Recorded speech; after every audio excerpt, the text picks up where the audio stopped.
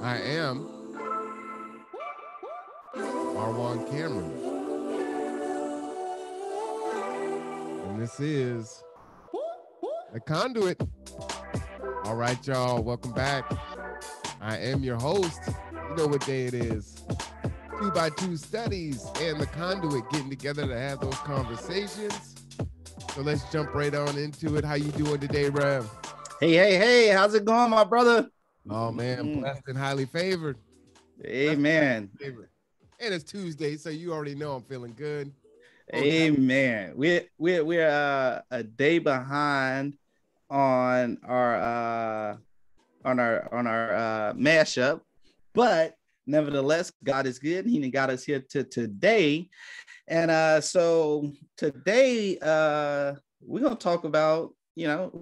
Well, we like to push the limits. I think the people enjoy the fact that we push the limits. We do not behave, as I like to say, and to those societal norms. And so we're gonna talk about Black Lives Matter. Up with the topic. And so I'm not gonna get ahead of myself. I want you to go ahead and I know you have a particular viewpoint as far as Black Lives Matter go, and I would like you to kind of break that down because there's two different particular viewpoints that you stress. One, I think we're in line with, and the other one, I just really don't have a position, right? So can you break those down for us? All right. So, for some historical context of Black Lives Matter, right? Black Lives Matter started out as a phrase, right? That we were chanting in the streets during our protest. And what it was designed to express was, look, Black lives do matter, right? And that you have to acknowledge that. And what happened was an organization was created, and its foundation was based on that phrase, right? So now we are the Black Lives Matter organization. Now, the issue was, when it was first created, it sounded good, right? Black Lives Matter. We know that. We know the pushback against all lives matter or blue lives matter or, all the garbage we get in that with folks being disingenuous and, pretty much overtly racist. But, that's a whole nother thing. But the origins of the organization to me were far more insidious.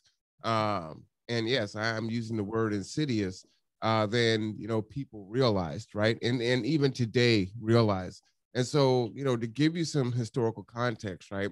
And I was one that very early on was not a supporter of Black Lives Matter. So when it first kind of came out, I was, right? Because I didn't know, the background and what was behind the formulation of it. But if in most of the websites have been redacted now to no longer include this, but this was created by the LGBT community, Black females. And what they were doing was dismantling the patriarchy, right? And, as a heterosexual Black male in America, that is watching, right, Black Lives Matter ascend because particularly heterosexual Black males are being gunned down in the street, government sanctioned murder, right? For another group, a subgroup, to create an organization and then say, we want to dismantle the very people that are being murdered is offensive, right? Now, furthermore, as time goes on, and if you've been watching recently in the media, they've raised $90 million, to which none of that money has gone to many of those that have been slain across the country. And the fathers of, some of the slain victims have spoken out and said, hey, Black Lives Matter came into our town. They raised a bunch of money. They took the money out of the town, and then they didn't do anything to help us or to help our cause, right? Right. Then you find out that some of the leaders of Black Lives Matter are buying multiple luxury homes and having, resorts and all this other stuff, right? And it's ridiculous. So again, what you have, and I did a podcast last night that went in on meritorious manumissions, right? Have you heard of that phrase? Meritorious manumissions? No. So meritorious manumissions quickly was an act that was created in the 1700s. And what it was designed to do is a slave could get their freedom legally if they saved a white slave owner's life. If they, it's kind of ringing a bell now. Yeah. If they snitched on someone that was trying to, leave or do an uprising, or they invented something that really made it easier for the slave owner, right? Yeah. So we see that today with our politicians and folks in different organizations where they want those butter biscuits, those meritorious manumissions, and they're going to go along to get along so that they can keep what they have or ascend and try to grab what it is that they want to the detriment of their own people. And that to me is what Black Lives Matter is, as an organization where it is dismantling, right, the heterosexual Black male. And so we're being victimized all over again. And that's what you see, right? So right. grants and all these other things for Black women and everything else. But when it comes to the Black male, our illiteracy rates, our graduation rates, prostate cancer, all these things, we could just go homelessness, we're impacted more, right? Suicide, police abuse, domestic violence, proxy violence, all these things, rape, because we're talking about prison, right? So again, for those of us that aren't killed in the street, well, we're going to jail, right? And we're going to jail for a long time. You're resisting arrest. Do you know what time you're getting for resisting arrest on top of the fact of why you got pulled over, right? Yeah, so that's like a felony charge, right? Resisting arrest. Yeah, I believe that it is. Yeah, and in a lot of places, I can't say everywhere, but a lot of states, resisting arrest will land you with a felony charge, which automatically, you're now a second-class citizen, which is another thing I think we're going to talk about one of these days, is the second-class citizens that this country is constantly creating. So with the Black Lives Matter organization, right? And I know, and that's one of the things I really love about you. You know what I'm saying? You're unapologetically, a strong heterosexual male. And it's like, hey, I'm not going to be ashamed about, being heterosexual. And I think nowadays, there's a lot of stigma where it's like, oh, you can't say you're heterosexual. It's okay to say like I'm LGBTQ or anything else, but like if you get to it's pretty much like being Black, now. Like I can't be proud of being Black, you know what I'm saying? I can be proud of being gay, but I can't be proud of being, heterosexual. I can be proud of being white, but I can't be proud of being Black, So I don't think it's that simple for you, because I'm listening to what you were saying. But is that one of the problems with the foundation, Black Lives Matter, is the fact that it was started by the LGBT community? Or is it just the exploitation of within their, exploiting, our own community for their personal gains?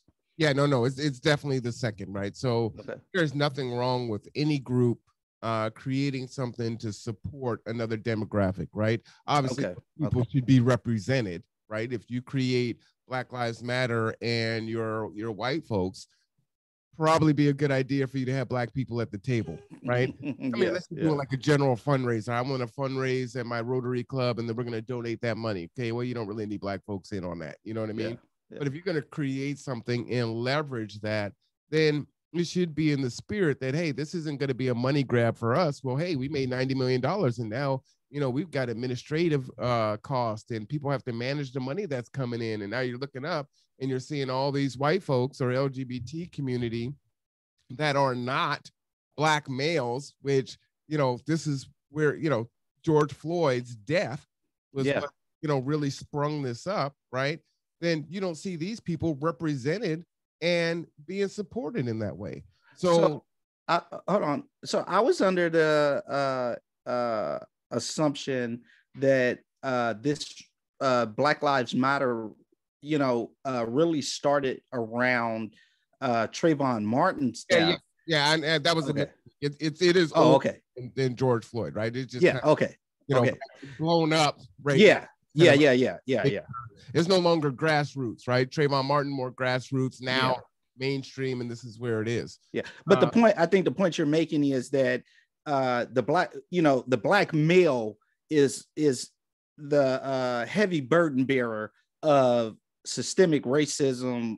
Well, I won't say systemic, is the heavy burden bearer when it comes to violent attacks on our community. We don't see as many violent attacks perpetrated on the black female as we do the black male. We're the ones more oftenly beaten or killed than the female, right? Not only that, right? And you're talking about, let's do incarceration, right? Millions versus 100,000 or whatever the numbers are. That even when you're talking about, if you're comparing the black and brown community, they just executed a black man where they found evidence that he was innocent, right? Well, he's dead now. So, and you hear every year how many people are being released out of prison after 30, 40 years because of evidence, right? And they're gone. So you give them $1 million, whatever, you've destroyed their life for 30 or 40 years. And then they come out and what are they going to say? Man, I'm just so happy to be free. I'm just going to live my life and this and that. What are they going to do? So, we're incarcerated, we're abused. Black men are raped more in this country than any other demographic, but we haven't looked at rape in this country as being men could be raped. Only women can be raped. But we see, teachers raping their junior high and elementary school and high school, kids. We see, folks, black men going to prison for stupid crimes, marijuana, whatever else, getting longer sentences, being hit with felonies, being sexually assaulted in jail and coming out and not having any resources, right? And being damaged and harmed. And we actually laugh at it, right? We make a joke about it. I hope you go to prison and get raped, right? And that's okay to say about a black man and the black man's body, right?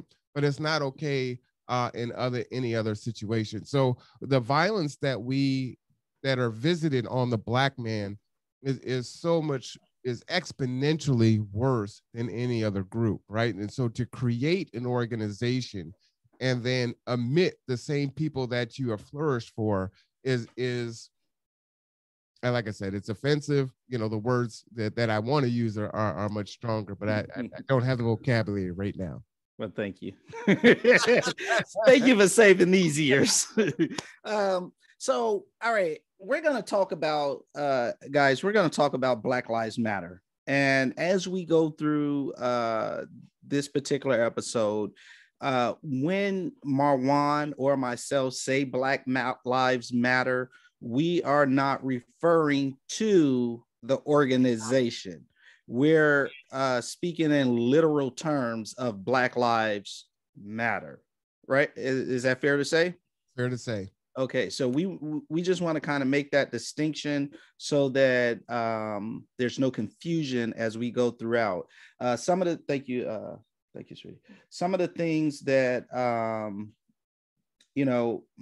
was just saying as far as the organization is kind of new to me. I had like kind of baseline, understanding of the organization. I had never myself taken a stance one way or the other. Like I said, the verbiage, I totally agree with. Black lives do matter. I understand the verbiage on that level that often gets criticized with the return verbiage of all lives matter. Yes, I agree with that as well, but that's not what we're talking about. And we're not going to get into that whole debacle right now. One of the things you said, very interesting, and I'm going to look for this story because I read it and I found it appalling. I think my brother actually sent it to me, but there was a man that spent, I think, 40 something years in prison.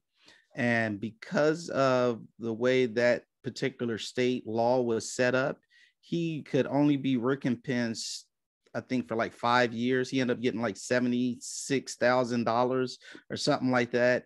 Was that you to share that with me? Oh, it wasn't, but I'm shaking my head because there's stories like this multiple times. Okay, yeah, I know somebody shared that with me, but yeah, I was just like blown away. Like you literally took in this man's whole life and you give him $76,000. That's where's that going to get him? Nowhere. But I digress. Anyway, so we have a couple of stories that have been highlighted this during the last week or two, right? Around pretty much Black Lives Matter, and again, we're not talking to organization people.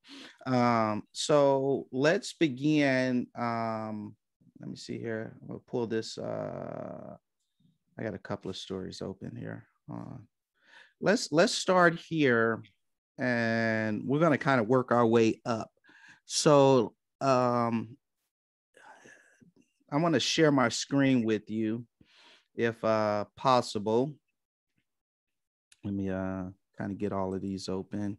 Yeah. Okay. So I'm going to share the screen so we can kind of get this recorded as well. But yes, I am. Let's see. Okay. All right. So this story here out of Oklahoma. I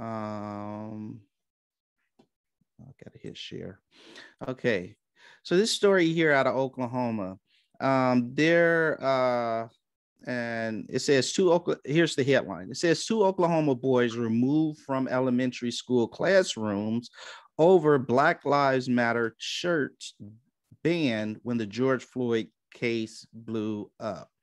Now, as we was talking last night, I was telling you that I had been seeing an increase of stories, and I still have not figured out where I saved them to, but I will just generally reference them.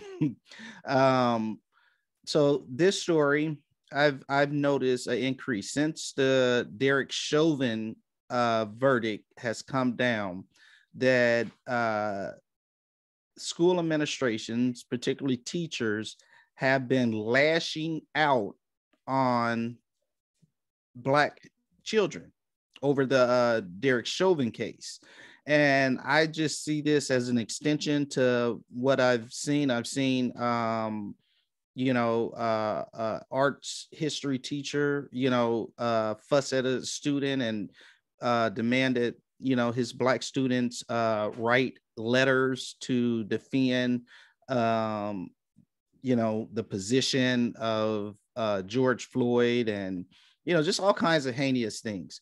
So this particular one, we have 2 children, brothers, Bentley and Rodney Herbert, 8 and 5 years old, says they were removed from separate classes in the school. And the superintendent told them that political attire would not be allowed at the school. They were forced to turn the shirts inside out. Eventually, they were trying to just kind of skim through this. That was the first incident, which was on April 30th, when Bentley wore his Black Lives Matter shirt to his 3rd grade class. Okay. Yeah. And the principal made him turn the shirt inside out, telling him he wasn't allowed to wear it again.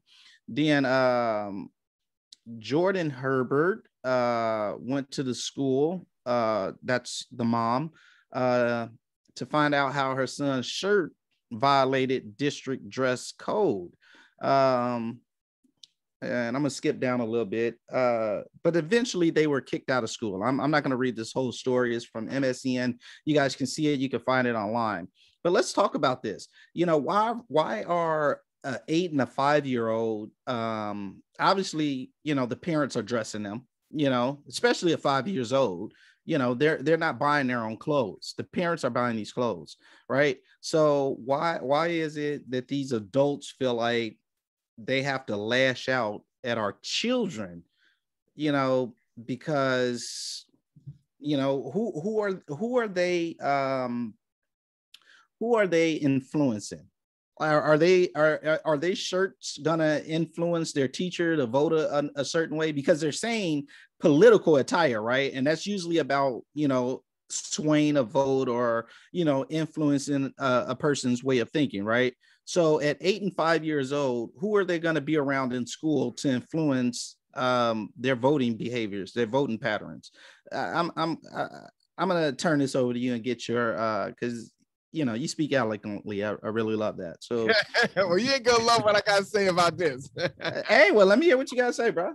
All right, so I'll pose it first with the question, right? Okay.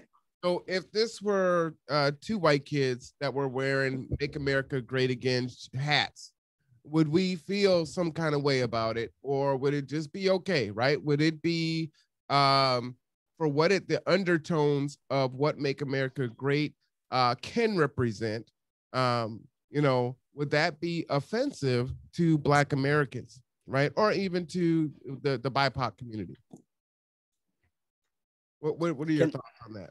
Okay, so first, I love your smile, by the way. you like say that again?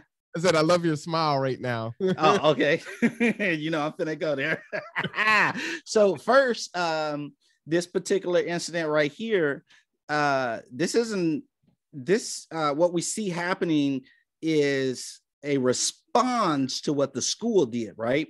So the community is upset because of what the school did. We have seen white children wear the mega gear to school and weren't kicked out, told they couldn't wear it. We had the one incident that really blew up where the white kids were taunting the Native American man who was beating the drum and chanting, and they're just standing in his face, grinning and, trying to provoke him or whatever else. And they're wearing the MAGA gear at a school sanctioned event. They're on a field trip or whatever you want to call it or whatever, so they've been allowed to wear their political gear with no backlash. We see them wearing the coded gear, what is it, 1913, stuff like that,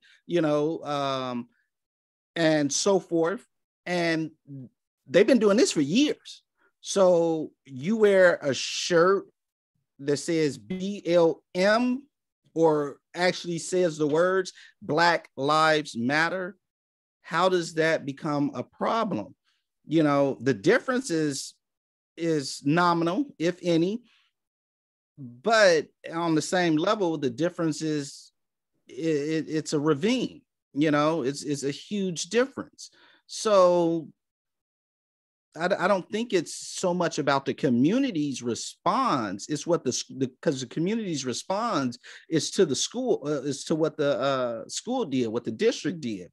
And I think you would see the same response from the white community if their children would have got sent home for wearing the MAGA gear. The parents would have been outraged and, oh, you're discriminating and da-da-da-da this. We'd have seen the same response, from their community as well. So then why is it, not okay for these children, again, who obviously aren't buying their own clothes? Well, so if I may, let me go deep on this one. Okay. So a few things, right? And I love the fact that you said that the kids aren't wearing their own clothes, right? Buying their own clothes, yeah. Buying their own clothes.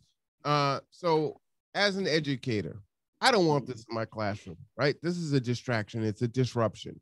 You have people that are going to be socialized and raised how they're going to be raised, right? So in this particular household, they're raised that Black Lives Matter, right? So they're also probably raised that MAGA is racist inherently and whatnot. Well, the people in the MAGA household are probably socialized that, well, BLM is offensive, right? And it's against you because it's saying Black Lives Matter, your life doesn't matter. Disingenuous, not what it means, but again, that's what it is. So when either side puts that into a classroom element, you're going to have a disruption of learning. And so from an educator perspective, no, I don't think there's a place for this in the classroom, right? Now, to go further, as far as the Black community, we have this tit for tat mentality, right? Where it's like, well, the MAGA folks can wear it and they get away with it, so we should be able to wear it. And so we get caught up into fights that are symbolic, that do nothing to actually move us toward equality and equity and everything else, right? So now you've got parents And I don't know these parents, so I don't want to be, you know, make assumptions, right? Okay. However, what I will say is that we know historically our Black parents are not involved at the school level in our children's lives, right? And a lot of that has to do, latchkey kids have multiple jobs, right? Just don't have the time. That's how I grew up. My dad was an educator, but again, he was working so hard to take care of us. He wasn't going to be on our PTA staff, right? He wasn't going to be a chaperone to any of our events. He couldn't. I think that's I gotta step in. I think that's you can defend. I think that's stereotypical. Let me get it out. Okay, go ahead. But this is historic. This is actual data, right? This is facts. Not all Black parents are in a, not say that all Black parents. There is an absence. The percentage of Black parents that are involved in their children's school activities, right? There's an open forum or a board meeting to discuss the issues, and you look up and there's no parents there, right? In this particular podcast for the Conduit, you know, I was asked to reach out to our Black children and create a space for them to talk about how the pandemic and social distancing and not being in class was affecting them. Have you seen that podcast? No. No, because no parents actually came around to the podcast. You see what I'm saying? So when they have the opportunity to advocate for it, right, then they don't do it. But instead, what happens is we have folks that are like, you know what, I'm gonna put my kid in this shirt and send them to school. And that's my way of protesting. I'm gonna jump on Facebook or YouTube and I'm gonna like or dislike, or I'm gonna say something, and that's my protest, right? And those things aren't doing anything. So if you want change, I agree. Then you need to physically show up and make your voice heard and participate in it, right? So I agree. Parents that are sending a 5-year-old and 8-year-old into battle that they're not equipped for, right? I agree. They end up being expelled or suspended from the school, and now their learning is disrupted. And all for what? Because you have the right to put them in a BLM shirt and send them off to school. So I do agree with some of your premise there, you know, and that was my point with the 8-year-old and 5-year-old obviously are not buying their own clothes. You know, they're not going into the store or wherever they got these shirts and purchasing them, right? You know, so obviously the parents are dressing them and sending them there. I don't know what statistics you're looking at. I don't, you know, I have seen, you know, because I grew up in a, you know, segregated city, you know, Chicago, very segregated. And so I have seen, you know, my experience with, you know, the Black family was, yeah, they did participate, you know, but, you know, we live in a very diverse country. And so every population, you know, isn't a true representation of the whole. Okay. So, and that's why I say that's kind of stereotypical. I'll try to find the stats, but nationwide, the percentages of Black families that participate in PTA and chaperoning is not on par with white families, right? And again, there are factors for that. You know, if I've got to go to another job and I can't get off, or I'm not gonna be able to pay the rent, there's nothing I can do. If I don't make enough so that my stay-at-home wife can participate in these activities, then there's nothing I could do. I'm not saying that they're necessarily doing something wrong. Some of it is what it is. We're just trying to survive. Yeah. But for whatever those reasons are, it is a statistical fact that is true. Okay. All right. So now my next part that I was going to kind of talk about as far as these shirts goes, right? When, let's say, what was it, the 90s, when we were going to school in the NWA shirts, you know, no problem with that. You know, we call ourselves the N-word, and it's like, yeah, okay, you know, that's fine. But, you know, and again, like I said, because my thing with this story was a continuation of other stories that I've seen, right? Where we have, you know, school officials, you know, white school officials, you know, that are upset about the Derek Chauvin case, and they're lashing out on the students, right? Now, I don't know, and I cannot say, you know, however, what I do know is that Black Lives Matter, like you said, really took off around George Floyd. We've seen a lot of apparel, face masks, everything, you know, being sold and distributed with the BLM on it. It is hard to imagine that this 8 and 5-year-old are the first two African-American children in this school district that has worn BLM attire to school. In fact, if we look right here in the back of the picture behind this beautiful elder with pink hair, we see this young lady that is also wearing a Black Lives Matter shirt, and she obviously looks older, probably, you know, freshman in high school, maybe 8th, 9th grade, somewhere around there. So it's hard to imagine that these two young children are the first two to wear this type of apparel in that school district. And even we see here looks like some white parents in this photograph that are also wearing Black Lives Matter, and we know we have white advocates that, you know, don the apparel as well, and may have likely sent their own children to school in that type of apparel. You know, my thing is, I feel like these two children are targeted because, like you just said, they're not equipped for the battle. They don't have, they do not have the skills to advocate for themselves at 5 and 8 years old. And so I feel like they were targeted. You know, we seen a school in Pennsylvania. I'm gonna do some searching because I got to find these stories again. But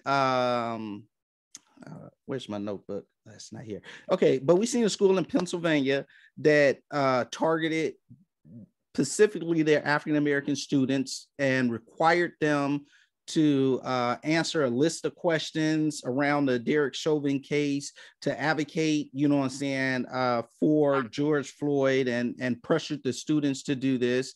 And that kind of blew up.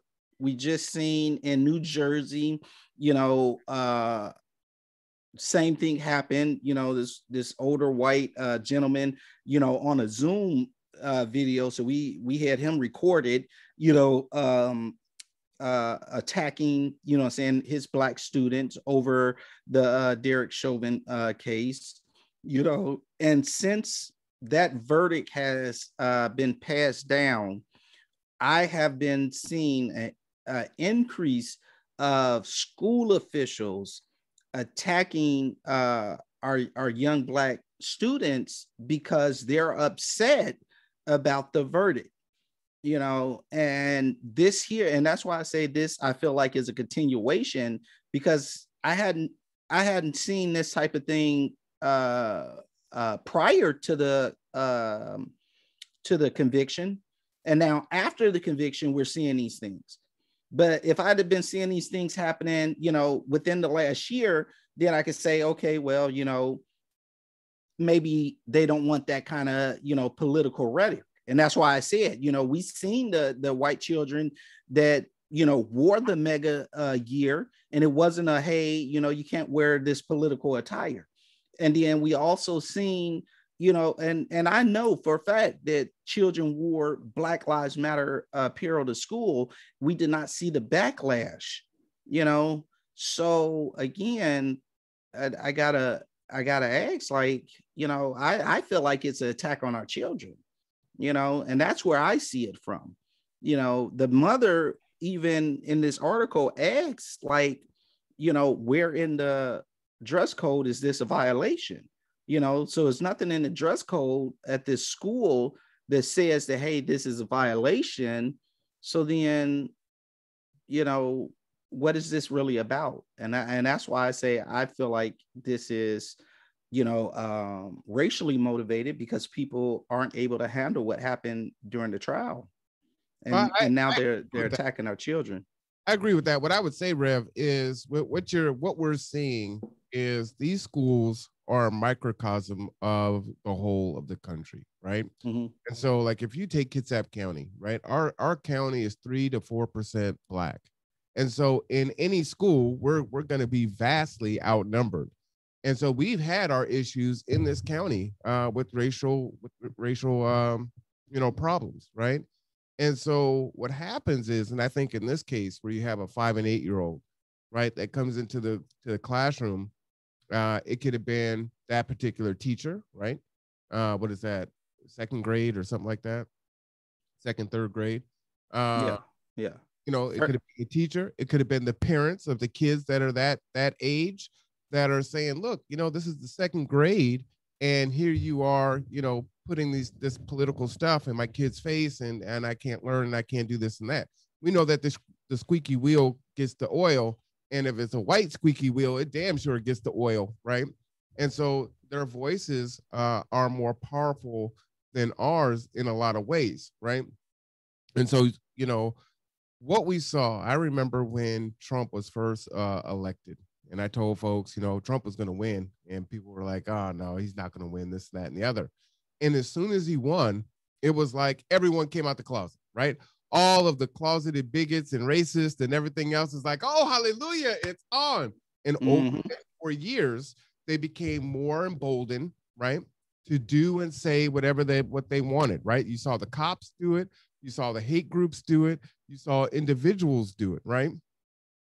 And so now that you have, the murder of George Floyd by Derek Chauvin, and then you have the verdict that he's guilty, right? There's going to be, look, they've already stormed the Capitol. So if you're willing to storm the Capitol and be insurrectionist, what do you think they're going to do at the school level with their kids, right? Because these people were everywhere, right? They were business owners and lawyers, doctors, and every police officers, right? Every sector. And that's why we talk about institutional white supremacy, right? It is throughout everywhere. You don't need a sheet anymore. You wear a tie and a clipboard and a stethoscope. It is what it is. It's everywhere, and it's old and it's young, right? Because it is continued to be taught. It was just that it was closeted because you had Obama ascend to the presidency, right? And so, and then we also have cancel culture. So you don't want to be canceled. So you do the discrimination, that's more not overt, right? So, you reject the applicant off of some other, reason. You don't, sell the house to this particular person so that you can keep it a white, or keep it clean, and not destroy property values. We see these things everywhere, right? And so to me, this is just a microcosm of the whole, and this is the response, right? We have to be able to fight somehow, some way, and we are going to, BLM is that thing. It is just so offensive and so triggering that it doesn't matter, even if it's a 5 and 8 year old. And here we are having this dialogue and saying, hey, look, this isn't the kid's fault, right? They don't buy their clothes. The parents put them in this political statement and sent them to the school. But now you've got, white adults attacking these children to the point of, expelling them and suspending them from school. They're not learning math. They're not learning English. They're not learning science. They're not learning history. They're not learning financial literacy, right? They're not learning how to read. They're not learning how to write. And this is what's going on with them, right? But the parents have put them in this position. And unfortunately, in our community, we have got to stop putting ourselves into feckless arguments and fights that really steer us away from, actual change, right? So this is what we're fighting, is the right to wear a political statement to a school, which now is so polarizing that even many of us in the Black community don't even identify with the organization. We only identify with the statement. So it's problematic, and we have to, this is warfare, right? And we know that this is a marathon, not a sprint, and we have to think differently.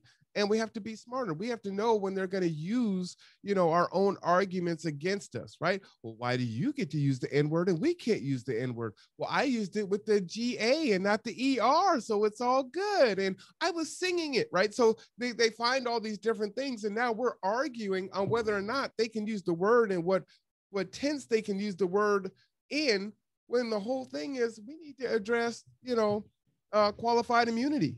We need to address, dismantling, these structures of racism and those that are keeping it and upholding it, even those of us that are not in the dominant society because of our meritorious manumissions, right? So to me, that's really where it is.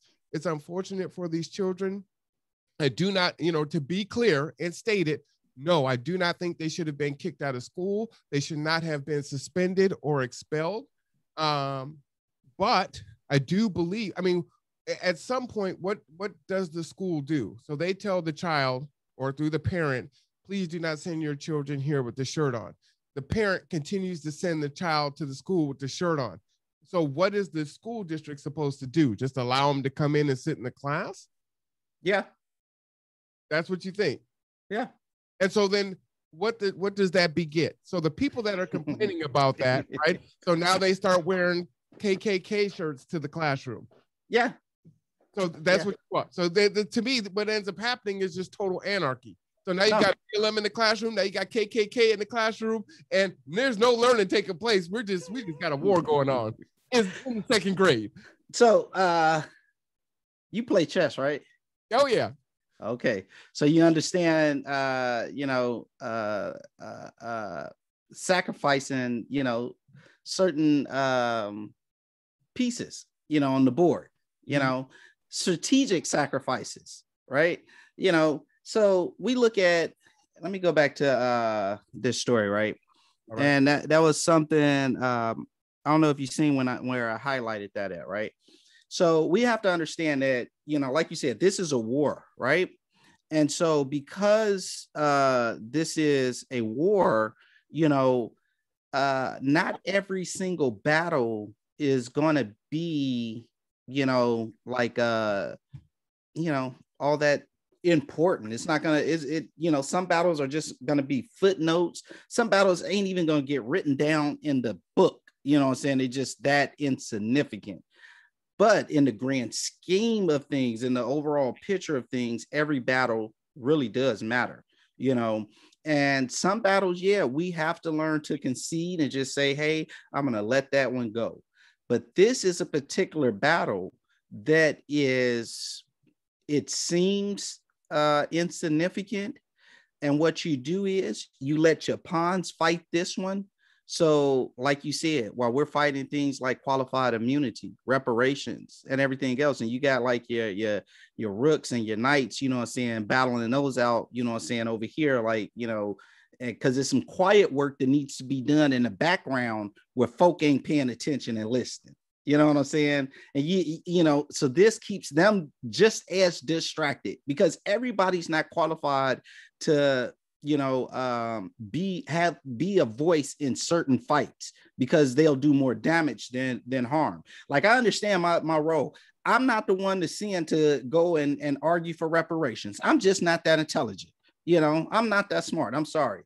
I'm gonna be quiet on that. I'm gonna let some folk that really, know how to make legal arguments and so forth, make those type of arguments.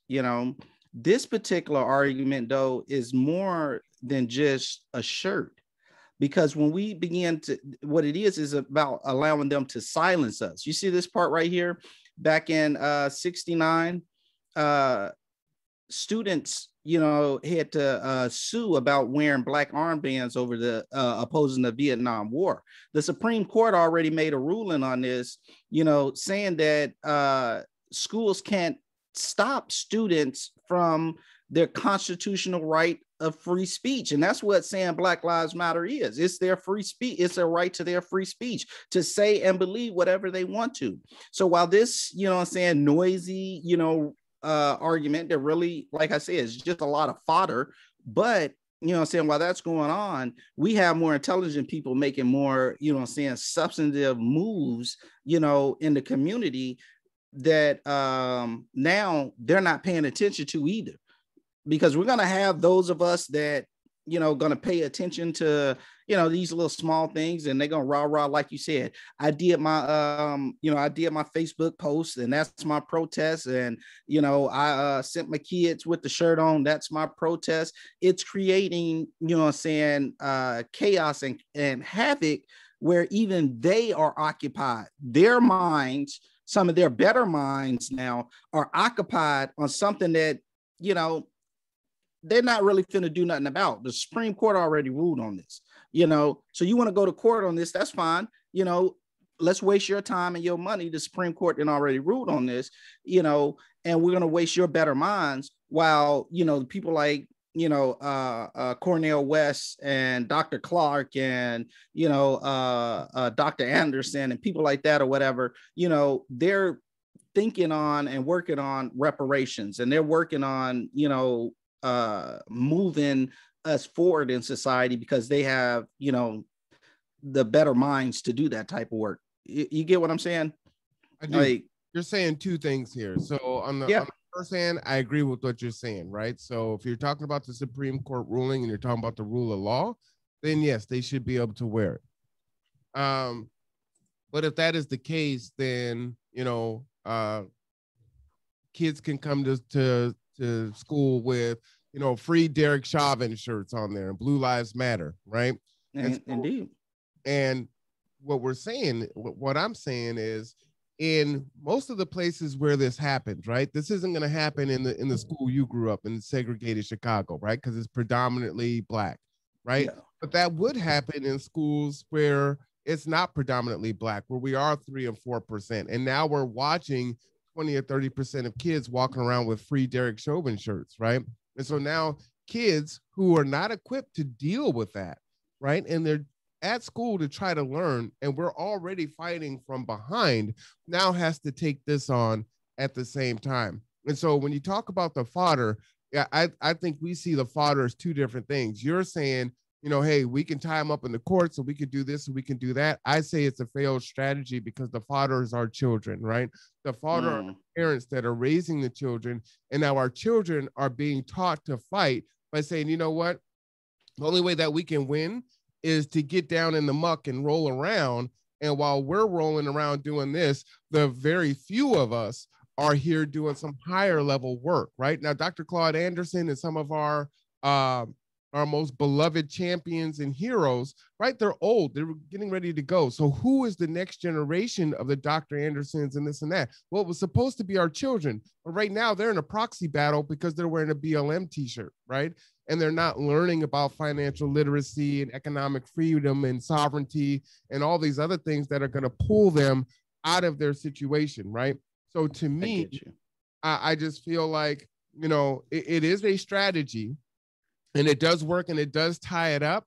But remember, you know, they still outnumber us. You know, even though the dominant society is what, 55% of the nation, we're 13, and so we can't match that in a numbers battle. So for the few, because not all of the 55% of the dominant society is racist and ignorant and all that, let's say it's 13%, just to give a nice little number, right? So they have enough to offset us right there, right? Well, the other 20% that are up there, they're going through and they're making, you know, voter suppression laws and everything else, right? And so we're still losing. And case in point, you know, just to go back where you were saying you disagreed with the parents not being involved in their kids' lives, I give you a political example, right? So when Obama was elected, Black folks came out in droves, get out to vote, this and that, as our first Black president, and we did. And then what happened when it came to midterm elections?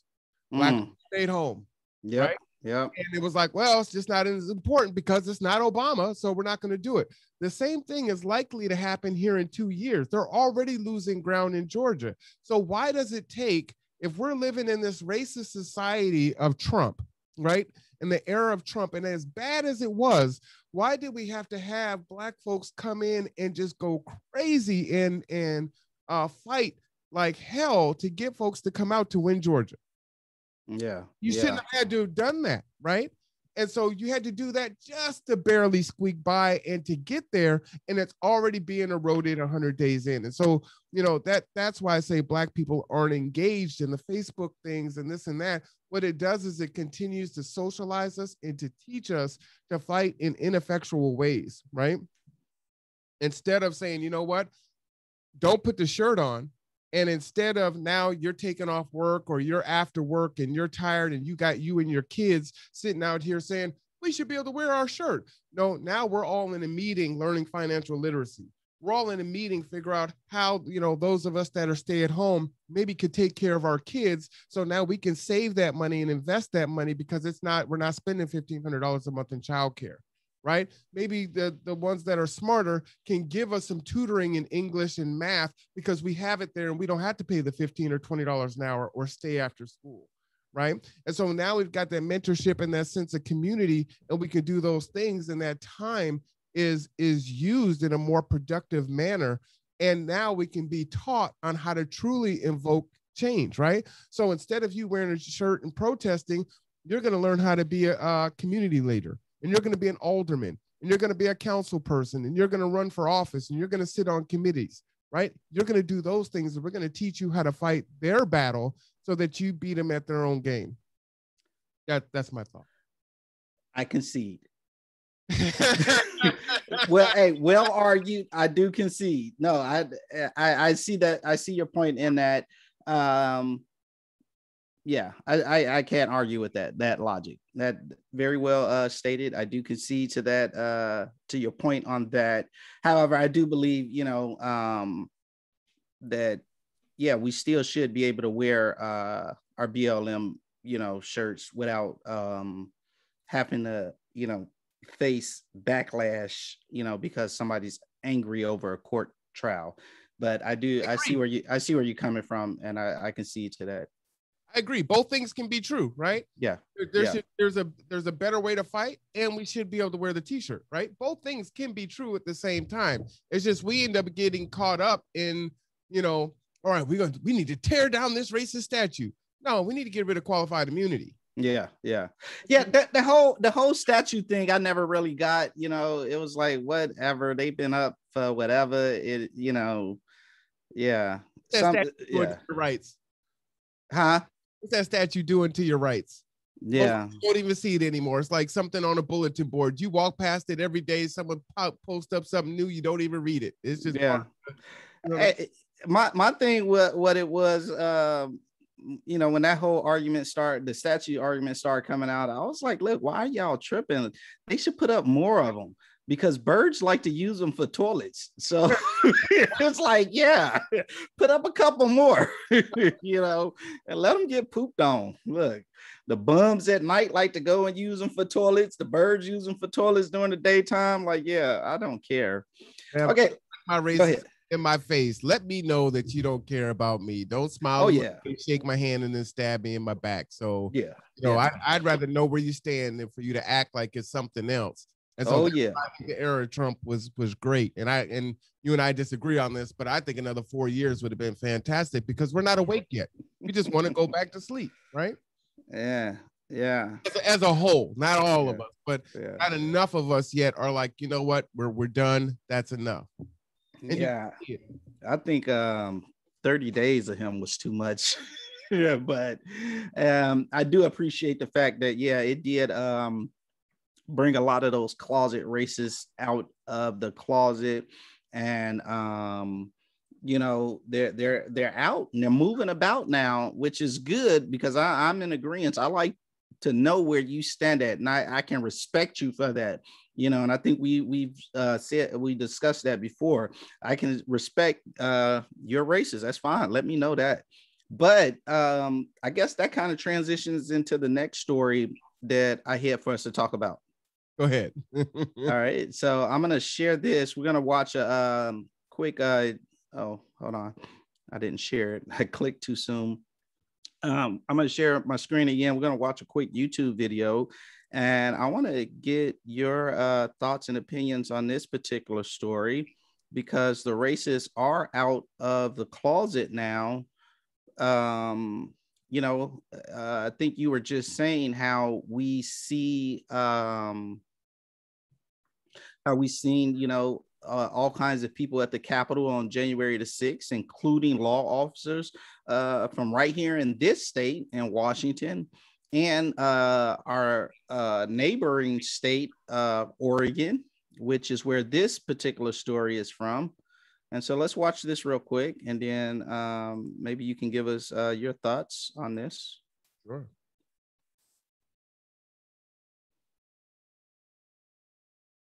Or excuse me.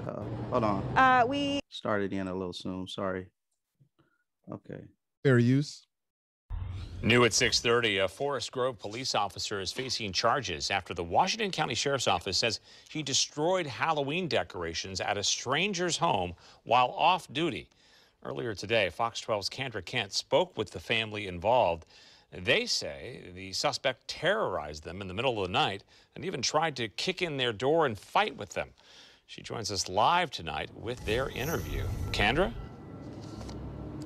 Well, Pete, the woman says that this happened early Halloween morning and that at the time she had no idea why this suspect was even targeting her home. But she thinks later, when she found out more about the case, that it had to do with her Black Lives Matter flag that was displayed on her garage. This is Officer Stephen Teets. This photo was, or excuse me, we know that this was Officer Stephen Teets. He was cited by the Washington County Sheriff's Office and charged with second-degree criminal mischief and second-degree disorderly conduct.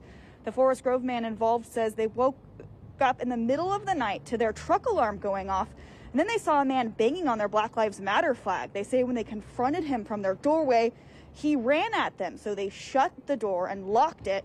That's when the family says the suspect started kicking their door, trying to open it and yelling at them. They say that he then destroyed their Halloween decorations and patio lights. They called 911 for help and said the man then took off. Morella Castaneda said it was tough for her to find out whether police ever found the suspect or made an arrest. And she says she only found out the suspect was a cop after she later Googled his name. She told me the experience was terrifying and not knowing what was going on made it much worse. The frustration of not being able to get information and, knowing that this guy knows exactly where I live, came back the next day, and me not knowing anything. It just added just so much more fear. I wasn't allowing the children to go anywhere. I had to go buy cameras for the door because, there I was kicking myself for not having all these things. My husband's talking about, getting weapons. Yeah, so I'm going to pause it right there. No need to really kind of play the whole thing. Let me see if I can. Okay, trying to go back here. Oh, wait a minute. I did not mean to do that part. Hold on. I want to keep sharing it because now that was just a little bit of the YouTube video there. And what we end up finding out when you read the story, right, is that he was not acting alone. He actually, and so even though I know this was talking about Halloween and stuff, as you can see right here, this is a real recent story from, the 10th. I found this yesterday. And but there's another officer that was involved in this. A second officer was the driver. And this officer was on duty. The second officer was actually on duty and responded to the 911 call, and so they tried to cover this up. They tried to do a cover up on it and everything. I'm trying to find that part of the story, but I would just like to kind of, get your thoughts on this in light of, like I said, we're seeing a increase in well, I feel like I'm seeing an increase in targeting of Black people since the Derek Chauvin trial. So I'd like to get your thoughts on this particular story. All right, so yeah, here's how I feel about this, and you know, I'm about to go in on what should be done. First off, if you are going to hold a position as a peacekeeper, I use that term loosely, our military, our judges, our elected officials, and you are to be held at a higher standard of decorum, conduct on and off duty. This qualified immunity thing is it has to be abolished and destroyed, right? You've got Jim Clyburn, who is a congressman, who is saying, you know, again, one of these Black politicians getting their meritorious manumissions that are saying, hey, you know, we don't want to get rid of a good bill for a perfect bill because, you know, they're talking about qualified immunity is not going to be in it, right? You take these people's, these pieces of trash, right? I'm I got my own with the rep, so I'm trying to watch my language. You take their pensions. You do not allow them to work anywhere. You couldn't guard a candy store.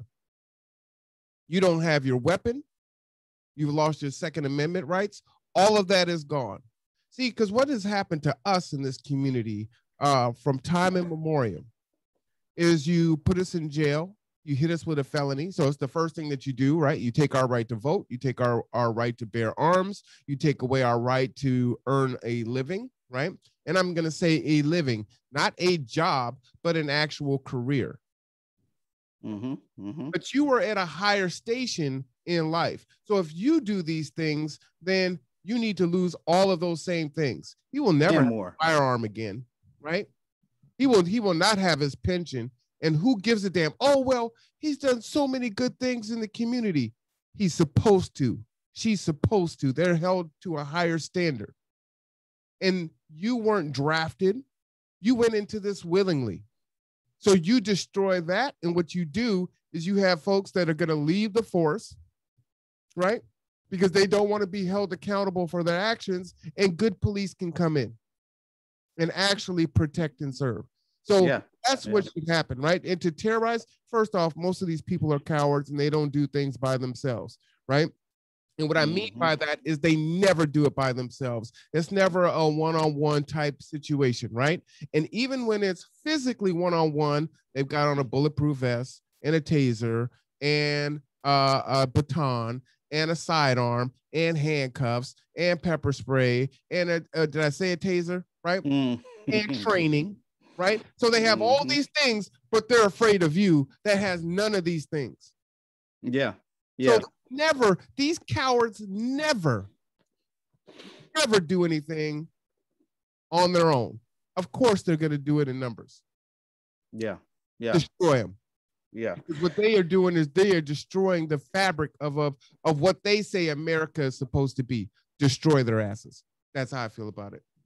Hey, I cannot argue with any of that. And you know, if you want to get a little colorful with your language, I was not gonna stop you, brother. Trust me. Because I get heated about this too, you know, and I feel the same way. Like, they should be held at a higher standard. We know that our community, and you're just kind of alluding to this, you know, a little bit. Michelle Alexander, I think she did an awesome job on her book, The New Jim Crow, The Age of Mass Incarceration. In the Age of Mass Incarceration, I read that a couple of times. I think she did a fantastic job on that book. But we know that they are purposefully targeting us and creating second-class citizens. So in addition to the things that you named, as far as taking our voting rights and so forth, you know, our right to earn a living, you know, even once we're released from prison, you know, we're excluded from things like, you know, from social services that would allow us to get back on our feet. And again, you know, and this is one of my main things the problem I had with, you know what I'm saying, one of the people you just named, Mr. Clyburn, you know what I'm saying, and who I totally fault for Biden being in office.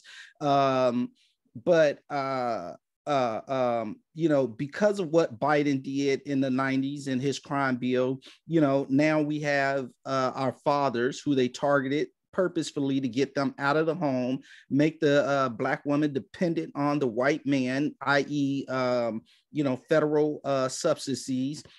And now, okay, when you do get released from prison, you can't live in government housing. You can't come home. You got to find somewhere else to go. You know, we didn't got rid of you. And now that we've gotten rid of you, we're going to demonize you and say, oh, the Black male's absent from the family. But you just gave me 10 times more, you know, years, you know, for a small piece of crack rock. And now, you know, my counterpart, the white man, he got, you know, a pound of powder cocaine. But, you know, oh, we're going to give you a slap on the wrist. Don't let us see you with that. Keep that, you know what I'm saying, locked away. We don't want to see it, you know. And so we're dealing with things like that. And now on top of that, law enforcement has ramped up, you know, and I believe this was part of the MAGA era, you know, where like you said, all these people came out of the closet. That includes law enforcement because they're, you know, you have racists ingrained in every aspect of society. Did we talk about that? I don't know if we talked about that on air, but do you remember I was sharing with you the story of the guy that got kicked out of the military because they found links to a white supremacist group. So they kicked him out. And then down in Georgia, it was a sheriff deputy. He got fired, ended up getting arrested, but they found out that he was planning on, he admitted that he was planning, you know, there's no evidence that he actually did. And that's why I said they should go over his cases, but he was planning on charging Black people with felonies so that he could take away their right to vote. I don't know if you remember me sharing those two particular stories with you, but we have, you know, people going into the military and they're seeking this training for specific reasons. They're seeking to be police officers for nefarious reasons, like this one gentleman admitted, to, you know, do further harm to the Black community. And to see something like this, especially so close to home, you know, down in Oregon, it was very disturbing. And it's like, you know, not only are you doing this, but you have another officer, and I don't know if you can see the screen right now, but it's showing that, you know, he was not alone. He had a driver, another officer named Bradley Schultz, who responded to the home when the police were called. So you're out terrorizing people. You have your on duty buddy ride you around, and you know you're out here being a criminal. And then when we call the people that's supposed to help us, you know, help defend us from crime, you're actually a part. You're actually one of the perpetrators. You know, so who do we turn to? Who do we trust? And this is why I am such a big advocate of everybody exercising their Second Amendment rights, and not only exercising their Second Amendment rights, but learning how to properly and safely use your firearms. You know, is having a tool that you don't know how to use or you're afraid to use is more dangerous than not having a tool. You know, so I advocate for people to own firearms and train with them regularly. Ice Cube said it's better to be judged by 12 than to be carried by 6. But here's the thing. Here's what's tough about this story, right? So you've got this cop who's vandalizing, and terrorizing this family. Then when the family calls the police, his buddy, who actually was his accomplice, shows up to the house as response. Now, this could have played out very differently, right? Because they could have escalated the situation and then, you're resisting arrest, right? Which could have turned into you being shot, right? This could have played out a very different way. And so when we have a story like this and they're like, I was saying this in my podcast yesterday, right? When you say, there's just a few bad apples, but they stop the saying there. The saying is a few bad apples spoil the bunch. The bunch is bad because there's so many folks that lay quiet and don't say anything and allow these things to happen. Yes. Right? Yes. So no, the whole thing is broken. So yes, if we have the evidence that this has happened, and two things. One, even if they go back and open the cases up, see, the way our judicial system works is we charge you and we throw the book at you and we overcharge you. So we're going to charge you with 2 or 3 things. We're going to charge you in the highest degree that we can. And then we're going to chuck out 2 or 3 of them and say, hey, you pleaded this, and then you just do this time and that's it. No trial. And if you go to trial, if you dare to take it to trial and waste the court's time and money, we're going to bury your ass, right? And so 95% of cases, I believe, end in, a plea deal. Yeah.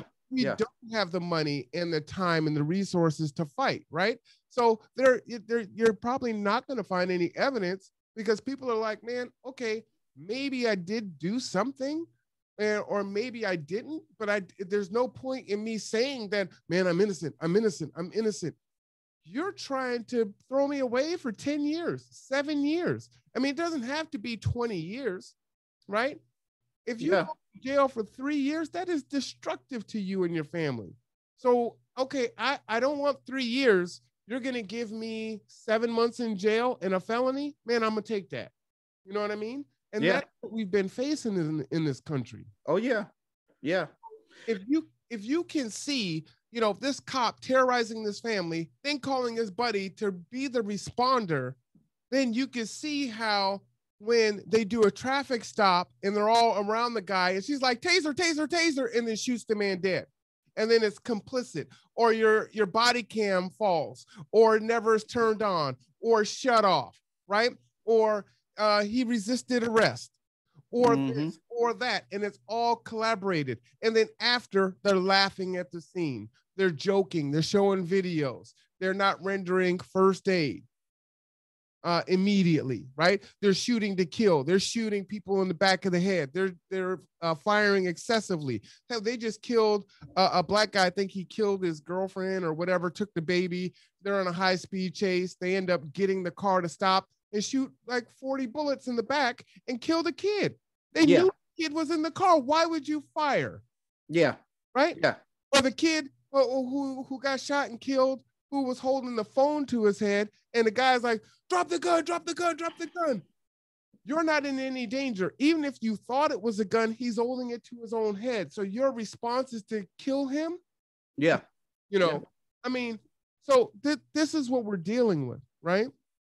And that's why you've got to take their pension. You got to take their Second Amendment rights. You got to take their right to vote. You got to destroy their asses the way that they destroy everybody else. Yeah. I so totally agree. And that's well said. And that is, that's always been the battle, and we know in the community that often when we go in the courtroom, we're the only people we see that that look like us other than other defendants. The judge isn't black. The prosecutor isn't black, our defense attorney isn't black, nobody's black except for us. And when they are, they're coming down out of the stand to give Geiger a hug, right? That's the meritorious missions. Yes. So it's not complexion. That's why I say the institution of white supremacy, it's a machine, and it doesn't matter who is plugged into the machine. It doesn't have to be a white person. It could be BIPOC, it could be LGBT, because they're invested in keeping the institution of white supremacy going. right? Yes. So Yes. that's how it is. You can plug in the black face that you allowed to ascend to that space, but now that black person has to go along to get along to keep the machine going. If not, we're going to chew you up and spit you out. And they love to break their toys when they're done with them. Yes. Yes. Bottom, yes. Atlanta, she's now not going to run again, right? But they were telling her that she was going to be the next best thing since life. Who's not running again? You're cutting in and out. Keisha Lance Bottoms. Oh, in Georgia. In Georgia, yeah. She's not running. Nope. Why? What happened? What happened there? Well, I mean, they used her for what she was worth, and now you're taking all the heat, and you're not going to ascend. She's done. Wow. They break their toys when they're done with them. And the problem is here, and this is nationwide, but even in our own community, right? We will have black folks that will listen to this podcast and say, hey, brother, man, you talking a little too hard about the police, and we're not going to be able to make progress if you isolating people and you attacking people. I mean, we got to open up a dialogue and have conversation. But at the same time, we've got the sheriff signing a petition that says that we don't need to get rid of lynching or whatever in this country, right? It's already on the book. So I don't need to write a statement or say whatever, right? Yeah. But you're meeting with these same people and having these dialogues, right? But you can't, I hate the phrase, speaking truth to power, right? Well, how much truth are you actually speaking? And yeah. what truth is it? Yeah. Right? So it's my truth, and I can speak it only to a point, because as soon as you start being affected by my truth, then it's a problem. But however, when you speak your truth, I can be all kinds of, destroyed and hurt by it, right? Yeah. Yeah. And most times it's not even the truth. It's just an assumption that I'm lazy, that I'm superstitious, that I'm ignorant, that I'm a criminal, that I'm hypersexual, that I'm cowardly, right? Because that's what they say about the heterosexual black male, right? And not only, and when I say who is they, right? The institution of white supremacy. And again, I told you can plug anyone into that. So that means our indigenous folks. That means our Asian Americans, our Pacific Islanders, our Latinos, our LGBTQ, our immigrant community, right? Many of them are speaking this way against us because we're in this space, right? And it's easy. We're in this really strange paradigm of you're trying to dismantle the white patriarchy and the white supremacy structure that starts from there. And you're saying, oh, well, you're also a man, so ergo you must be dismantled also. But the fact that you're black, well, you must be oppressing your women, or you must be doing this and that. And we haven't been doing that. No, not at all. Actually, the black man was always the most liberal. It was the white man that didn't want his woman working. They co-opted our females into their feminist movement. And I can't stand to see a black woman walking around talking about feminism and stuff. Do your research on that. Really see where that come from, because it wasn't about us oppressing you. No, we didn't oppress you. It was the white man oppressing his woman. Didn't want her voting, didn't want her working, wanted to keep her barefoot and pregnant and in the house. That was him. That was what he wanted. That was never us. That didn't come from us. Another problem that I see as you talk about the system is, I think a lot of people start out with good intentions, but that it's rare that you're able to maintain those same good intentions as you ascend, because what's happening is you have people that are fighting to get into the system and ascend in the system, with the initial intentions of changing or dismantling the system. One second, I'm gonna let you jump back in there. They want to. That was me. I'm that person. Oh, okay, yeah. And so you want to get in and dismantle the system. However, it's a cost to ascending. There's a cost to ascending.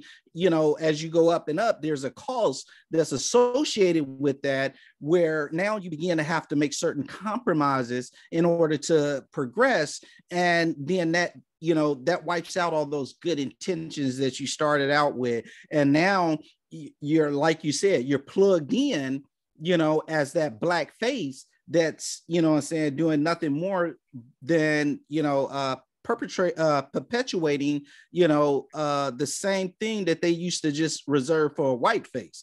But, in the guise of, diversity, we're going to open it up and we're going to make it look like a rainbow coalition. But every face in here is going to, be subject to, maintaining the status quo. And we find that. And so it makes it harder to, like you say, point a finger at, this is, racism, even though, we know it. Look, you ain't got to say the N word. And I can tell, saying your attitude is telling me who you really are. Even though I appreciate it if you would just go ahead and say it, it'd make it a whole lot easier for both of us. But, that's what it's become, where now people are paying this cost to ascend, and it now becomes about ascending more than helping the people from where you first come from, and so there's no good done, and now we're dealing with, again, we're dealing with, we're fighting on more fronts now because of this so-called integration, diversity, and so forth, where they're trying to make it look more equitable and equal, but you're just plugging in different color faces to do the same thing that the white man used to do in the 30s and 40s. Now in the 2000s, you got a Hispanic face, or a black face, or a Native American face, or whatever else, perpetrating the same, racist values, racist racism that we've always faced. But that's my rant. I'm gonna let you go ahead. Oh, so here's what I'm gonna say, Rev. Right? When I talk about, us, when I talk about, our plight, our challenges, and our issues, our domestication, the way that we were raised, right? We were raised for integration and assimilation, right? And that's what King fought for. And in the end, he was, going more toward Malcolm. And the problem is, again, I'm guilty of it, right? I was a butter biscuit seeking, meritorious manumission, cooning and buffooning, going along to get along. That's who I was, right? Because that's what I was taught in order to ascend into the places that I wanted to be in, that's what I had to do. I was going to go along to get along. And if you go and you get into these spaces and you speak out, you are going to be dismantled, right? And destroyed. And that's what has happened to me on occasions as I've started to wake up, right? And so what I believe is important for Black people is we have to understand that people are going to wake up at different times in different stages in their lives. And for those of us that are further down the path, and I can use the analogy of, the walk in Christianity, the walk with God, right? Some people are further along than others, right? The pastor is probably further along than, maybe some of the deacons are further along than the people that sit in the front row, that's further along than those that just walked in the door, right?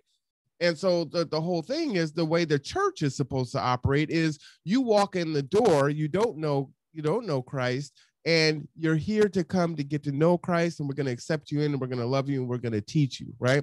The problem is that many of us in the conscious society that are further along and have been doing the work for longer look at us that are coming in new and say, well, you're brand new. You don't have a voice. Sit back and shut up. You don't need to have an opinion. You need to learn more. Once you've been doing it as long as I have, then you can speak up, right? And then we're also not able to point out, because we're not too far in the forest for the trees. We can say, hey, look, man, this is what we're seeing from the outside. Now we want to come in here and evoke change because now we're awake, but we see some cooning and buffooning from you, right? And you not, pushing things and holding folks to the fire and really holding them accountable. And this looks like you going along to get along and hearing, well, you just got to understand, or, you just don't understand, these things take time, and it's got to be this. And then you get the Clayburns, and then you get the Kamala Harrises, and then you get the Tim Scotts, right? And then you get all these folks, and then we're just sitting here how it is, right? And then it's like, oh, well, let's make the Black national anthem, the nation's song. Well, what the hell does that do, right? Yeah. Up on the back, look what we did, So for us Black folks, I think it's important that as those of us wake up, we may still be straddling the road of seeking out meritorious manumissions, and we are in conflict with ourselves and what our values are, and we need to support them and help them to grow and not ostracize them and turn them away, because that's destructive. For those of us that aren't awake, we need to continue to have the conversations and point that out. You see, right now, there's no accountability, a very little accountability in our own culture, right? So you can't tell us nothing right now. We're the most oppressed. When you talk about women, you dang sure can't say anything about what they're doing that isn't upright, because you can't speak out against women, right? You're a misogynist, right? And don't be a heterosexual male, especially a Black male, talking about, the female population, because you're definitely a misogynist, right? And so then that is exceedingly dangerous, because what it does is they get to have these little proxy wars that say, okay, well, you know what? Look, he said this about you. So, and then now you're wound up and now you're fighting each other, and they just keep on passing their laws and doing what they do. And we don't we don't go anywhere. And so I think it's important. And one thing that I want to do as a leader in this community is to say, hey, I'm not perfect. And not saying it in hyperbole and in general, kind of speak, but, I was that person. In some ways, I may still be that person in certain instances, because you can't just go into spaces and be how you may want to be, because they're going to shut the door on you before you get in, right? There's decorum. You go to a high-scale restaurant, there's a dress code. You go to fast food, there's a way that you socialize and you act in those spaces. So you have to get into those spaces in order to invoke change. We do need to do it in a different way. But I think part of a strategy that would work is if we're not going into those spaces alone, but we're actually going in with the community, right? So if it's just not me ascending to a position or a space, then it's less likely that if I get to that space, if I've brought you and 10 other people that are feeling the same way together, that we are actually on mission and we're on code and pushing for the actual change that is going to be tangible and lasting. I can understand what you're saying there. I think also though in parallels to that is that we have to begin to create our own spaces, as well as just always trying to get into or kick down the doors of their spaces. It's high time that we start putting value on who we are, what we have to offer, and what we do, and creating our own spaces. Of course, there's going to be some spaces, where they occupy the higher seat right now, and that we're gonna have to use decorum and to get in and ascend, but we do need those who can maintain mindfulness of who they are, where they came from as they ascend, and then, like I said, just start creating where possible, creating our own spaces. But nevertheless, I got two more. Rev, isn't that what we're doing now today? It is, and that's a beautiful thing, and that's what I'm saying. Where possible, we do things like this. We create our own space, and and put value on us, So I've I grew up, like I said, in segregated Chicago, so I always knew where I stood with them, like, hey, it's good. But anyway, I got two more stories that I really want to get to. I got to go and help my brother out. He's getting married here soon. And so let me turn to this. Wait a minute. Yeah.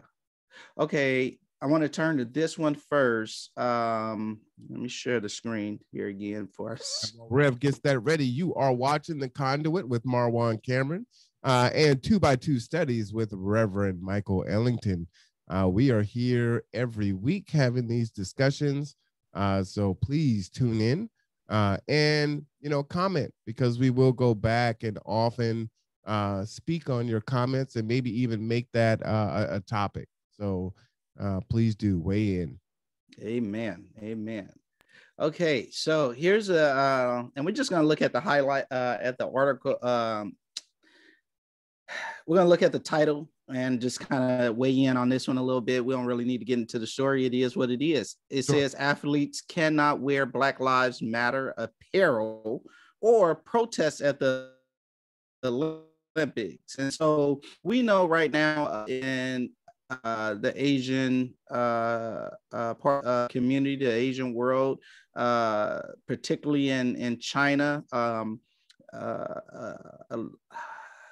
particularly in China, they've always been pretty oppressive of their population when it comes to them speaking out, or protesting anything that their government does. But I know right now the Olympics are slated to be held in Japan, and I believe this year, or coming up here shortly.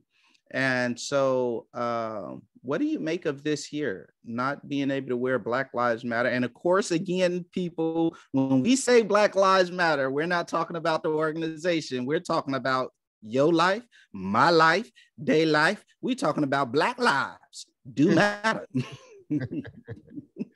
Well, and see, I think that's what the problem is. But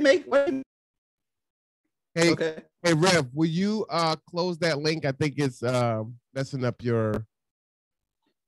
Okay, the one that's open? Yeah. All right, let me stop sharing it. That's all we needed. All right, yeah, that sounds better. You were pixelating. All right, so here's my thought on it. And unfortunately, I agree with the Olympic Committee. And the reason is just for how we started this conversation, right? You can no longer separate the two. Black Lives Matter, the saying and what it means versus the organization. And because of it, I agree with it. Again, I submit that if we're looking at trying to understand or walk in a mile in another person's shoes, if this was the opposite and, people wanted to wear free Derek Chauvin during the Olympics and you had Chinese and Japanese and Koreans and Africans and everything else doing that, we might feel some kind of way about that. And so it's supposed to be a way to bring the world together, to compete and kind of find a space to bring some type of unity. While you want to bring awareness to it, I think too much damage has been done to that name. And what I would like to see, and we haven't talked about that, is I think for those of us that are grassroots and understand that Black lives do matter, we need to find a different phrase. We just got to retire it, right? I've thought the same thing. Oh, we freeze? Yeah, you are a little bit. All right, hold on, let me post some of these pages. I only got one more story out. This one, and I got and just give me 1 second, brother, while I just close all of these out. I was gonna say, why don't you put up the story? I'm all gonna, your windows, and then you'll probably be fine. Yeah, that's what I'm trying to do. You might be like me, where you got 1,000 windows open, but I'm just gonna talk while you put it up. Yep, I can already tell. It's like that's why he's having problems. As soon as he pulled up the video, the computer was like, I can't do it. Like, no more. I'm giving her all she's got, Captain. Crystals. Yes. Okay, all right. Go ahead. I'm sorry about that. Oh, no worries. But it sounds like you were agreeing with me. I think we need to retire the phrase. I think it's too toxic, right? They found a way to attack it, to make it really kind of a feckless point in argument. And so if you are from a debating standpoint, if you are constantly having to say, no, I don't mean Black Lives Matter, the organization, I mean Black Lives Matter in the saying, if you've got to do that and pre-qualify that, then, and people are being intellectually dishonest, but it really doesn't matter, right? It's been lost. And it's been lost because of those who started the organization, right? So we just need another phrase. I think that's really what it is. And we should never get married to one thing, because again, this is war, right? And so in war, we talk about salvos. Salvos means this is the first salvo of many, right? So you're not going to latch on to this particular phrase. And then if you lose that phrase, it's like, oh, the battle's over, we lost. Like, no, we got so many other phrases, right? Yeah. I can't breathe. Hands up, don't shoot. There's 1,000 of them. So you just move on to something else and you keep it pushing. So they can't latch on to any one thing. So, you know, I agree with the Olympics. I don't think it should be there. I think because of what Black Lives Matter, the organization represents, what it's done, how it uses its funds, how it's disenfranchised and made money off the Black male bodies that it profited off of, then, you know, I just think, yeah, I agree. It shouldn't be in the Olympics. Okay. Well, I can't argue with you on that one. I don't have no problem with trying to you know, find a different terminology. And who knows, maybe you know, out of our conversations, we'll come up with something that like catches on or whatever, you know, in the course of time. However, yeah, I don't you know, make qualifying statements when you're trying to you know, argue a point.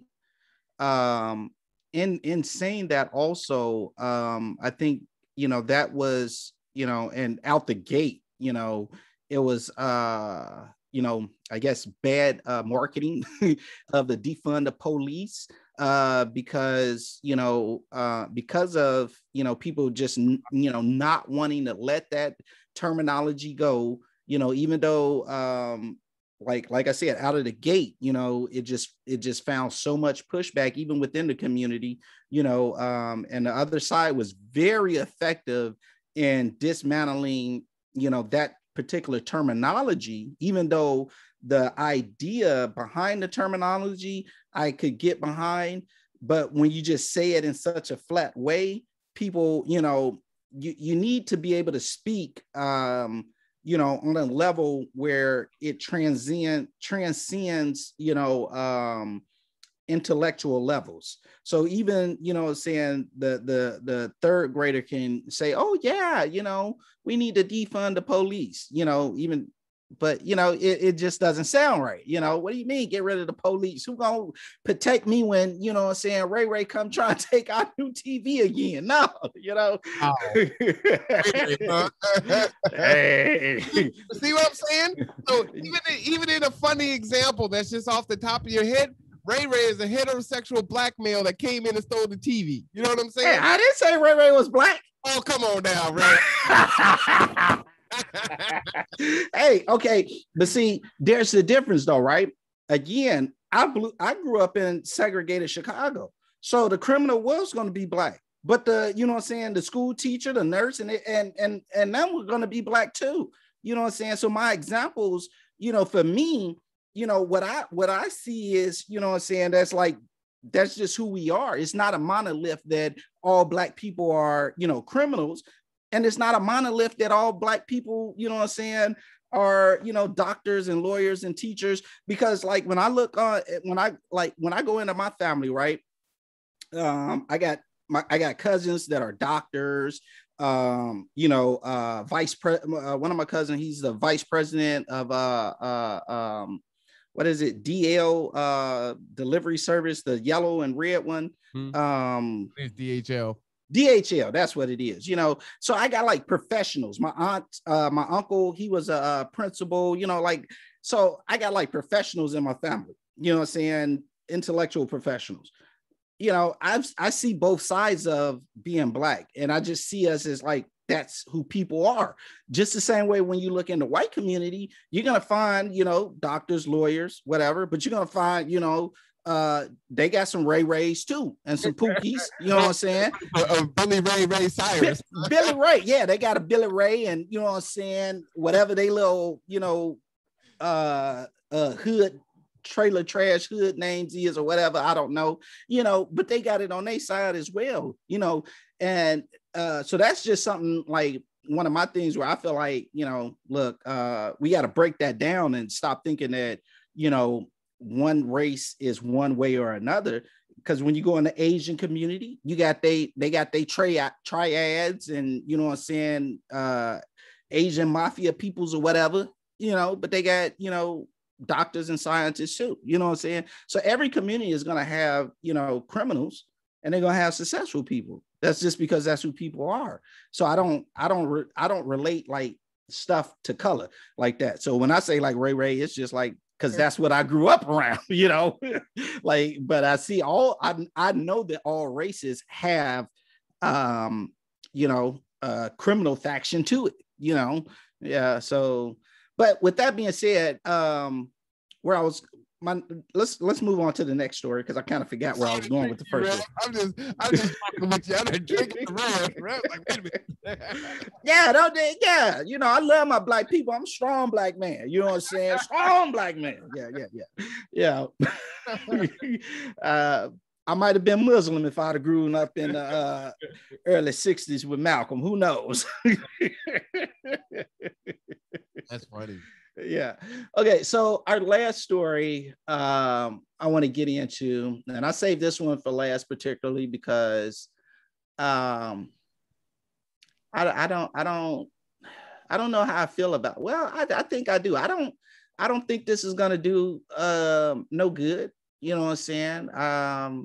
And I guess I'll give my opinion. I'll give my opinion after yours. How about that? All right. Okay. So let me share this last screen with you. And oh yeah, hit share. There we go. Where'd it go? There we go. And so can you see that? Yeah, letter asked UN Human Rights Council to investigate U.S. police brutality against Black Americans. Yeah. So what do you think about that? About, you know, the community, the Black community, writing to the UN for help against, you know, against America? Like, America ever listens to anybody? You know, even the UN. Like, we committed atrocities during the Iraq wars, the wars we were in the Middle East, as they call it, and in Vietnam and so many other places. You know, like, what is the UN really going to do to us? You know, well, and I don't think right now, you know, in my foreign policy isn't as sharp in this space, as far as, you know, would they impose any sanctions on the United States, right? I mean, right now we are still a superpower, right? We are providing vaccines and aid across the world, military aid. So we're doing all these different things. And I don't think the UN is going to do anything against us. Now, if I'm not mistaken, I believe China sent a letter to the UN and was saying, hey, you know what, America, how can you call out what we're doing or what any other country is doing when you're doing this to your Black community?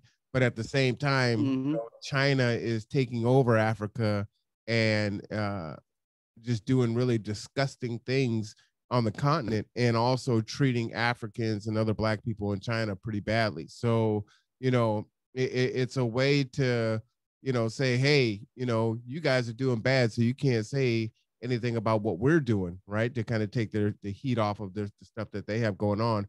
But, you know, across the world, Black folks, the diaspora is being treated badly. And these are human rights issues. Do I think the UN is going to do anything about it? No. Do I think that if every Black American in this country wrote a letter to the UN and said, hey, this is what's happening to us, we need help, I still don't think anything would happen. I think power is taken, it's not given. And so we have to come together and take our power, right? If we have economic power, if we just spend it the right way and do the right things with it, if we collaborate, if we start businesses, and for those businesses that are started, we begin to support them. If we educate our own, if we learn our history, if we teach our history, if we stand up, if we create our own spaces, as you said before, and as we go into those other spaces that we're congruent and we're going through with the accord of you're going to do right and fix the atrocities, address the atrocities. You're not going to fix anything, right? Address and pay reparations, right? In all of its forms to foundational Black Americans. So, I think it's good for it to be on record, and I think there should be a reckoning on the world stage. So in that, I think, yes, that should happen, but I don't see anything coming of it aside from more symbology. Yeah. I agree with you. If there was anything to come of it, it would purely be symbolic.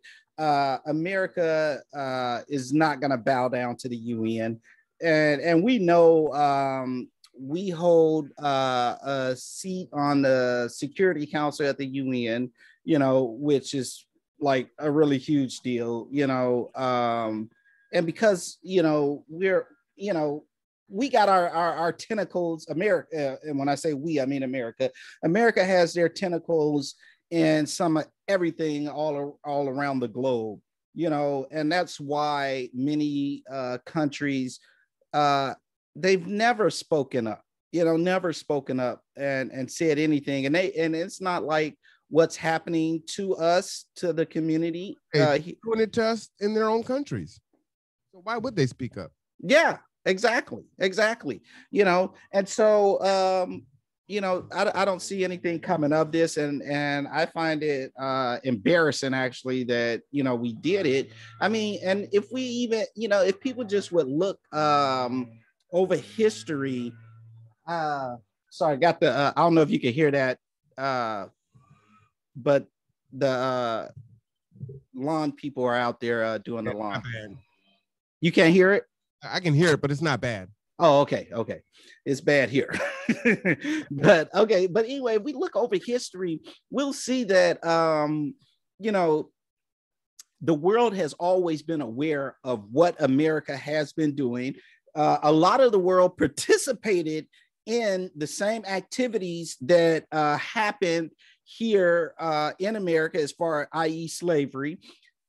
Even in current day, 2021, a lot of the same atrocities that are happening to African Americans are happening to the African diaspora in other places. So we have African Brazilians, that was just on the news just here recently. They sent they raided the Portobellas, is what they call them over there. I don't know if you've seen that.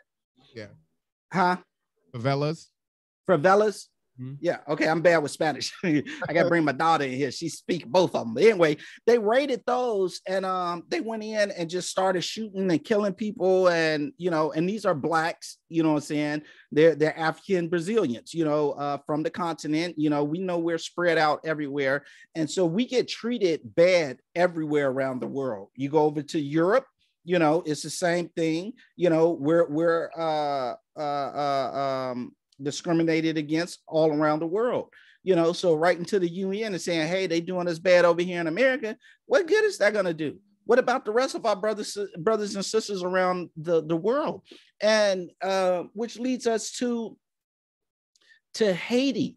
Okay, this is it leads me in my mind to Haiti. This is one of the reasons why Haiti is a third world country, because they had the gall to stand up, fight for their independence, and win it, and take control of their own destiny. And America has been punishing Haiti ever since. And they still punishing Haiti even right now today. But these are our brothers and sisters, that's over there. And they did what none of the rest of us was capable of doing. They realized the dream that our ancestors died trying to fulfill, but they're suffering the consequence of that. And so if the why that was, Rem? Go ahead. So the reason why they were able to raise up and fight and win is because they punished those that sought meritorious manumissions, right? Mm. So if you tried to snitch, if you tried to help them out, if you tried to do those things, oh yeah, there were consequences for that. Oh yeah, right? Oh yeah. So you weren't allowed to go against your group. And so because here Yeah.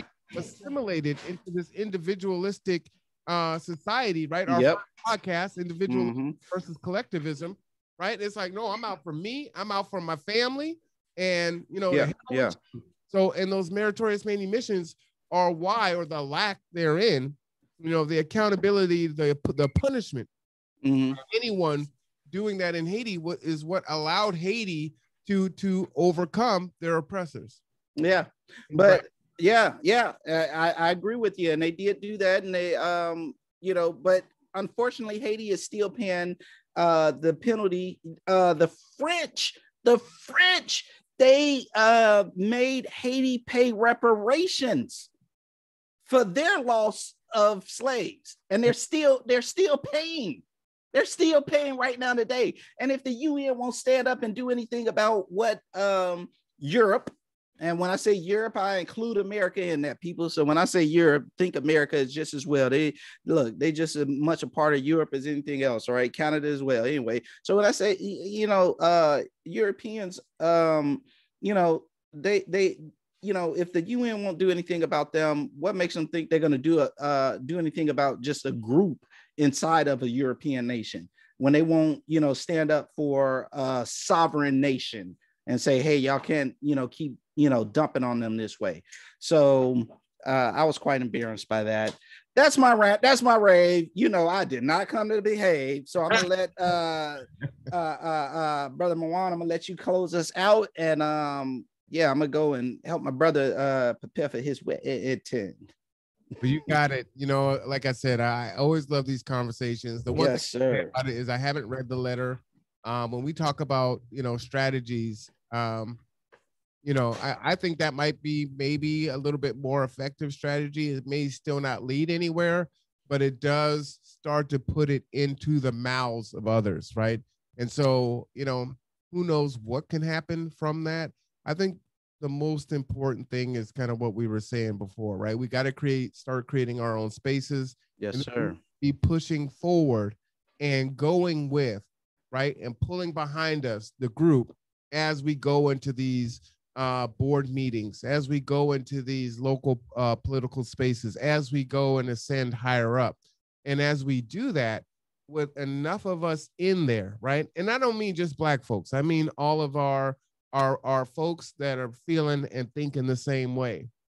Then you're going to start to see change at the Senate, at the, you know, at higher levels of government in our institutions. And we may get to the point where now this thing is addressed at the UN and people actually do stand and start to acknowledge, right? And, you know, in all honesty, the entire globe owes reparations to Africa. Yes. Right? And so there's a lot of accountability that needs to happen there. And so as a long-term strategy, I actually don't think that one is a bad one. But man, I love this. Rev, I'm going to encourage you to watch the podcast that I did yesterday. It's like 2.5 hours. So while I will put that on, because I think that you might pull a topic from that for us to talk about. Okay. To check out 2x2 Studies with the Rev. He also has morning devotion every morning.